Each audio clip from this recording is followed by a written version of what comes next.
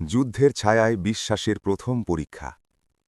মদিনার আকাশে তখন অদ্ভুত এক চাপা উত্তেজনা। দিনের আলোয় শহর স্বাভাবিক মনে হলেও রাত নামলেই মানুষের কণ্ঠ নিচু হয়ে আসত। ফিসফাসে ঘুরে বেড়াত একটাই কথা, কুরাইশ থেমে নেই, মক্কায় অপমানের প্রতিশোধ তারা নিতেই চায়। আবু বাক্কার সিদ্দিক রাদিয়াল্লাহু আনহু এই পরিবর্তন গভীরভাবে অনুভব করছিলেন। তিনি দেখছিলেন, যারা কিছুদিন আগেও নিঃস্ব নির্যাতিত মানুষ ছিলেন, আজ তাদের সামনে অস্ত্র তুলে ধরার প্রশ্ন। এটা শুধু যুদ্ধ নয়, এটা ছিল বিশ্বাসের প্রথম বড় পরীক্ষা। যখন বদরের উদ্দেশ্যে যাত্রার সিদ্ধান্ত হল, অনেকের চোখে ভয় লুকানো ছিল। সৈন্য সংখ্যা কম, অস্ত্র সীমিত, অভিজ্ঞতাও নেই। আবু বাক্কার সিদ্দিক রাদিয়াল্লাহু আনহু সেই মুখগুলোর দিকে তাকিয়ে বুঝতে পারছিলেন, এরা আল্লাহর উপর ভরসা করেছে, কিন্তু মানুষ হিসেবে ভয় থাকা স্বাভাবিক।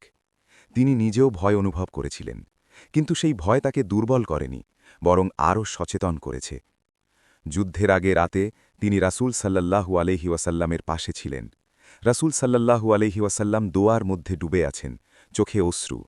এই দৃশ্য আবু বাক্কার সিদ্দিক রাদিয়াল্লাহু আনহুয়ের হৃদয় কাঁপিয়ে দিল। তিনি ধীরে বললেন, ইয়া রাসূল আল্লাহ, আল্লাহ তার ওয়াদা পূর্ণ করবেন। এই কথা শুধু সান্ত্বনা ছিল না, এটা ছিল তার নিজের বিশ্বাসের ঘোষণা।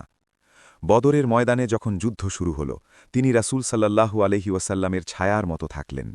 তরবারি চালানোর চেয়েও তার দায়িত্ব ছিল রক্ষা করা নবীকে, বার্তাকে, ভবিষ্যৎকে।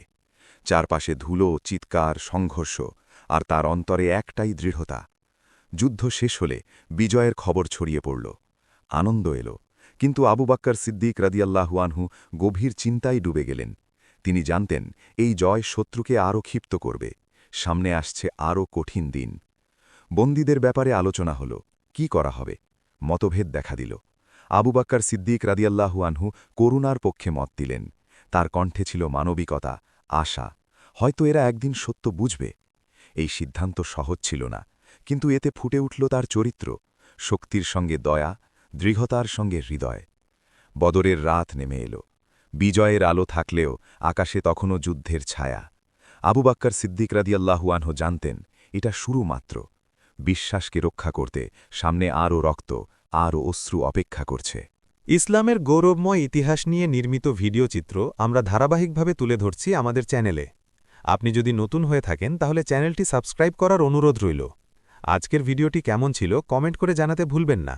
যদি ভালো লেগে থাকে তাহলে অবশ্যই লাইক ও শেয়ার করে ছড়িয়ে দেওয়ার অনুরোধ রইল। আল্লাহ হাফেজ। This Islamic video is an original creation of MDRHM Creates. Please do not re-upload.